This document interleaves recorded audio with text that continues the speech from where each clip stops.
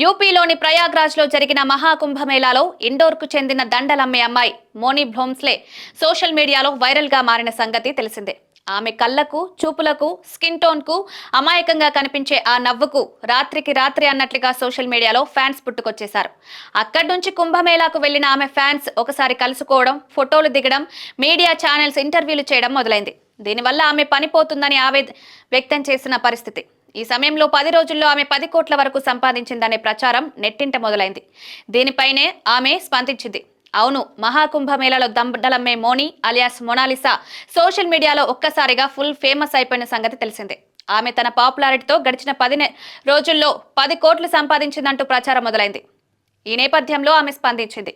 ఆ ప్రచారాన్ని ఖండించింది. ఈ సందర్భంగా తాను అంత డబ్బు సంపాదించినట్లయితే ఇక్కడెందుకు నివసిస్తున్నాను, ఇంకా దండలెందుకు అమ్ముతున్నానంటూ ఎదురు ప్రశ్నించింది.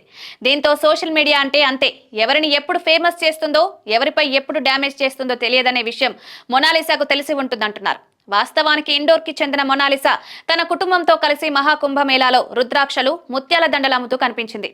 ఈ సమయంలో ఆమె లుక్స్ కి కనెక్ట్ అయిన కొంతమంది ఆమెకు సంబంధించిన ఫోటోలు, వీడియోలు నెట్టింట పోస్ట్ చేసి మహాకుంభ్ మొనాలిసా నేషనల్ బ్యూటీ అంటూ రాసుకొచ్చారు. దీంతో ఆమెకు నెట్టింట ఫాలోయింగ్ పెరిగిపోయింది. ఈ క్రమంలో యూట్యూబర్ల నుంచి సాధారణ ప్రజల వరకు ఆమెను ఇంటర్వ్యూ చేయడం మొదలుపెట్టారు. ఈ సమయంలో అప్రమత్తమైన ఆమె తండ్రి ఈ పరిస్థితి నుంచి తన కుమార్తెను రక్షించుకోవాలని భావించి ఊరికి పంపించేశారు. ఈ సందర్భంగా తన కుటుంబం, తన భద్రత కోసం తాను ఇండోర్ తిరిగి వెళ్లాలని, వీలైతే వచ్చే మహాకుంభమేళలో కలుద్దామని ఫాలోవర్స్ కి చెప్పి వెళ్లిపోయింది.